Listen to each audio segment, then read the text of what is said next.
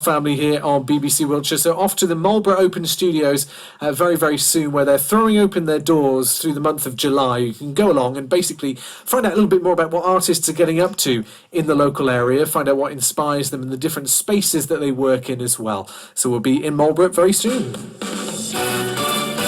James Thomas, BBC Wiltshire. First of all, it's the summer, and that means festivals, of course, here in Wiltshire. Many of them homegrown, and these festivals are put on to raise money for maybe local causes. One of those, including Heddstock Festival near to Caen, this Saturday is no exception. And joining me in the studio, one of the organisers, David Young, with me. Hello. Good afternoon, James. How are you? I'm fine, thank you very much. You okay? I'm good. You promise you're not going to kiss me, being National Kissing Day? Well, I think, smooch up and all that kind From a of thing. distance, that's fine. Over the desk. Yeah.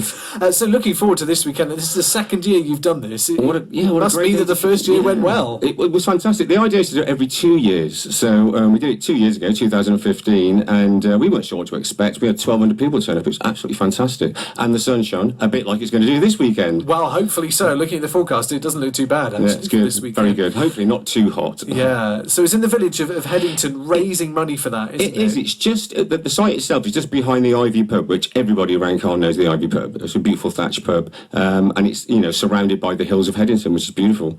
It must be so good to be able to put that money back into the community. Where does the money actually go to? It goes to the Heddington Amenities Committee, so it goes back into the village, so supporting, I guess, the church, the village halls, all the different societies and committee things that go on in Heddington.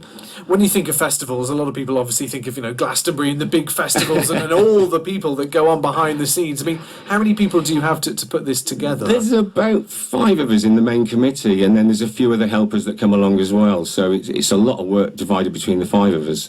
But we enjoy it. I mean, we get nothing out of it other than the enjoyment of putting the event on itself and the fun of seeing it being successful. So it's not just pub garden, is it? It's a big area. It's a big area. It's in the field at the back of the pub, surrounded by the hills, like I said, and it's got a fantastic sized stage with a quality PA system. It's got a fun fair there. They've got fantastic brewery doing the bar there.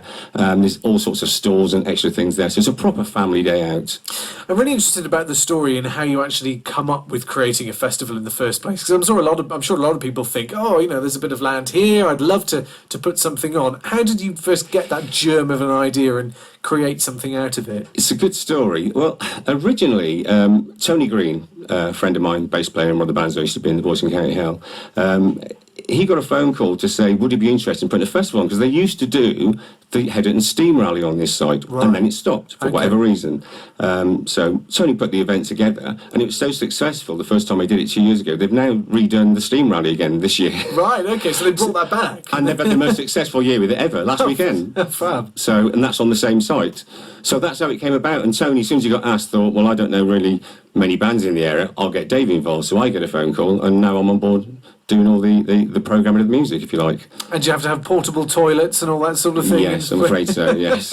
All the usual festival things. It's not a festival without portable toilet. Absolutely not. Yeah, you're absolutely right there. And you mentioned you're the music programmer for it. How do you go about getting bands? Is it people from the local area that you know of? Or how do you go about It's a mixture. We don't ask for bands to submit the fact that they want to come and play. I tend to go and find the bands I want to play and try and persuade them and make sure they're free. So it's quite a process that takes quite a few months to organise. So obviously, sometimes they're not available and I've got to go with a different option.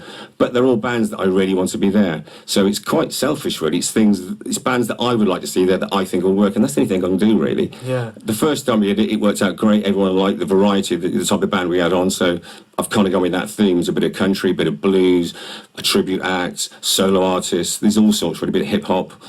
Great, it's a real mix of... It's a real eclectic mix, yeah. And often, sometimes in a village, not the easiest place to get to, but you're running sort of shuttle buses or something. We are. We've got shuttle minibuses running through the day, and then in the evening to help people get home, because obviously it'll all be in one big rush. Then we've got an extra 55-seater coach on that'll be running back and forwards as well to make sure people get home quite quickly. How do people find out more information then, David? Get onto Facebook. Just go to Facebook, look up Heddstock, and you'll find us. We're all over it at the moment, so very easy to find. We're also in the Advertiser today, and I believe in the Wiltshire Gazette. So pick up a copy and have a read.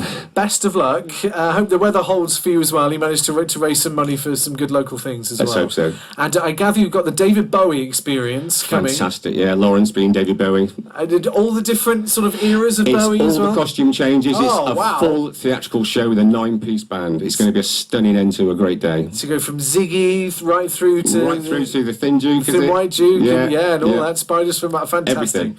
Brilliant stuff. Well, let's have a bit of Bowie to end it off, and good luck for this weekend. Thank you. Thank you.